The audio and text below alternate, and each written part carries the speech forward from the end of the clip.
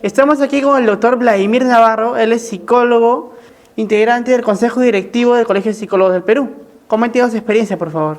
¿Qué tal, Eric? Ante todo, agradezco tu invitación. Eres un psicólogo joven que se caracteriza no solamente por tener una gran, digamos, dinámica por el tema de lo académico. Sé que te has titulado con tesis y eso para mí es algo muy importante, pero paralelamente tienes otra ventaja, que trabajas tú de forma práctica, aplicativa, con programas en el tema de lo que es la prevención de la violencia, que es tan importante en este país, nuestro Perú. Muchas gracias por los halagos. Precisamente sobre el tema de la violencia, quisiera conversar con usted. ¿Cómo usted está percibiendo este gran problema en nuestro país? ¿En qué ámbito se desarrolla? ¿Cómo usted lo está analizando? Sí. Yo creo que cada psicólogo maneja un área. Yo fundamentalmente podría hablarte del tema de la violencia en el trabajo, ¿no? La violencia laboral, ¿no? Que tiene un nombre hoy en día más moving, de alguna manera sería acoso en el trabajo, que tiene varias ramas, ¿no? Desde el acoso sexual hasta el hostigamiento, en todo caso, del empleador al trabajador por muchos motivos. De repente podría ser ese el tema que yo te podría hablar, de repente ante alguna duda que tengas tú o inquietud. ¿Cuáles son las formas más frecuentes para identificar que a una persona es víctima de moving? Sí, justamente cuando hablamos del moving estamos hablando de un conjunto de comportamientos, directivas que el empleador utiliza contra el trabajador. Por ejemplo, ¿no? Te cuento una que acaba de suceder hace poco, ¿no? En una televisora muy sintonizada, la más importante de este país, un trabajador, justamente camarógrafo, quiere formar un sindicato. Entonces el canal le responde: no hay problema, si quieres formar un sindicato, fórmalo, pero a partir de ahora ya no vas a trabajar en Lima, sino vas a trabajar en Pachacamac. Y vas a filmar todos los días la huaca. Entonces el trabajador dice: pero yo no tengo una función ahí. No, es que yo te pago, ¿no? ¿Qué es lo que están buscando con este tipo de elementos? Que el trabajador tome conciencia que si sigue intentando formar el sindicato, va a ser tratado de esta manera hasta cansarlo, aburrirlo, para que renuncie, como muchas veces pasa, porque lo están, como se dice, estresando, quemando en el lenguaje organizacional. ¿Y cuáles son las consecuencias de una persona que esté siendo víctima de este acoso laboral? Muchas, desde la sensación de que no tiene de alguna u otra manera una capacidad laboral, ¿no? Desde la sensación que proyecta de que no rinde bien en el trabajo, empieza a tener también algunos síntomas fisiológicos, ¿no? Como de repente empieza a sentir un cansancio constante, puede ver también problemas estomacales, dolores de cabeza, es bastante fuerte.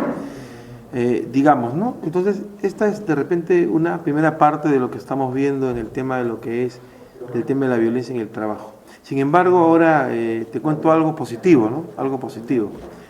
En la Universidad de San Martín hay un centro de emprendimiento donde los investigadores, con apoyo del Banco Mundial, descubrieron algo muy importante, que si tú en el trabajo previenes mediante talleres el tema de la violencia contra la mujer, la empresa va a ser más productiva. Entonces, cuando esto yo lo escuché me pareció un poco raro, ¿no?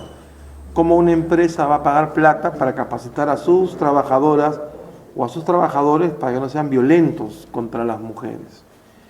Pero hoy en día te comento que hace poco tuve el gusto de estar con la que maneja el tema, la psicóloga Gloria Núñez, que ha sido mi profesora de una maestría en San Marcos organizacional, que el Ministerio de la Mujer y el Ministerio del Trabajo ya están planteando ese proyecto piloto, donde en los trabajos va a ser obligatorio que se capacite a las trabajadoras para que sepan qué hacer, cómo denunciar, cómo enfrentar la violencia de este hombre machista que las maltrata, y también talleres para que los hombres aprendan a no tratar mal a las mujeres. Estos proyectos pilotos son una experiencia muy importante. ¿Por qué? Porque como siempre veo que la psicología a veces mucha gente la segmenta, ¿no? Educativo, clínico, organizacional, es integral. Porque hoy en día los psicólogos organizacionales con los psicólogos clínicos en equipo están trabajando un tema de cómo yo, trabajando talleres de prevención de la violencia, genero que la organización tenga mayores réditos económicos. Entonces se genera crecimiento de personas, crecimiento de la organización. De repente sería otro punto que te quería comentar. Claro, entendiendo que el ser humano es un ser social, ¿de qué forma repercute el trabajo de prevención, no solo en su entorno laboral, sino también fuera del trabajo? Claro, creo que ya tú estás planteando un horizonte mucho más complejo. Claro, porque si solamente trabajamos el tema de la violencia a nivel de organización, logramos algunos avances. Por eso yo creo que el trabajo comunitario, ¿no? O sea, cómo llevar a ese padre de familia, esa mujer maltratada en su comunidad, en su hogar, a cómo replicar lo que aprende, cómo manifestarlo, cómo complementarlo, creo que también sería un tema pendiente. Por eso yo creo, y siempre lo digo, y por eso hay un autor que me hace recordar mucho a ti, que se llama Kurt Lewin. Kurt Lewin es un psicólogo, el más importante creador de la dinámica de grupos. Porque la dinámica de grupos a veces mucha gente cree que es saltar, abrazarse, es parte, ¿no? Que Kurt Lewin nunca hizo eso. Kurt Lewin decía que un verdadero psicólogo es el que se ensucia los zapatos. Hay un término académico, se llama investigación participativa. Se mezcla con la gente, se mezcla con la comunidad, donde en una primera parte le lleva propuestas científicas de cómo resolver sus problemas. En este caso, por ejemplo, como haces tú, o como hacen algunas organizaciones de las ONGs en el tema de la violencia.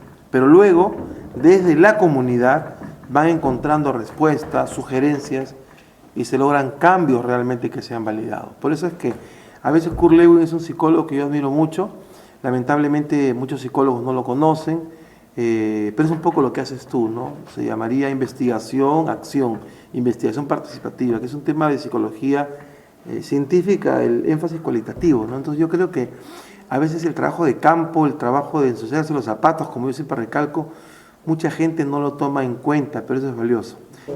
Hay algo interesante también con lo que se plantea, que se está promoviendo más investigación y capacitación con los trabajadores, pero muchas veces se deja de lado la capacitación para los propios directivos también, los funcionarios. ¿Cómo se está viendo ese aspecto? Generalmente en un trabajo uno renuncia por el jefe que tiene. Sí, pues si no se trabaja también con los directivos, puede darse el caso de que todo sea muy bonito, en números, con experiencias pilotos. Hay una frase que yo siempre aprendí cuando estaba estudiando en San Marcos, que uno tiene que diferenciar entre el que propone y el que decide. Tú como psicólogo propones, pero si lo propones con motivación, con energía, vas a lograr que ese directivo decida que lo que tú estás haciendo es importante y lo va a apoyar, no solamente como un mecanismo de ganar plata o de un número estadístico, sino de cambiar la organización y crear un Perú mejor y más justo. Para finalizar la entrevista, ¿qué mensaje le podría dar a todo el Perú? El mensaje que yo le daría a todos los peruanos, y de repente es una frase, ¿no? Un abrazo emprendedor, seguimos avanzando. Gracias. Y para acabar agradezco a TNB, Canal 14, Prensa, y a ti, Eric, que de verdad yo te conozco ya 3 años, y nunca me voy a olvidar que yo tenía un alumno que tú conoces, que en la universidad los profesores le decían siempre que él no servía para nada. Y él me decía mi padrino porque era la única persona que él sentía que le hacía experimentar que él valía. Cuando te conoció a ti, cambió su vida, ¿no? Y ahora me dice que los que no sirven para nada son sus profesores. Porque él está haciendo psicología y no está dando discursos bonitos en sentido en la universidad. Muchas gracias, Eric. Muchas gracias, Perú. Muchas gracias, Canal 14. Gracias.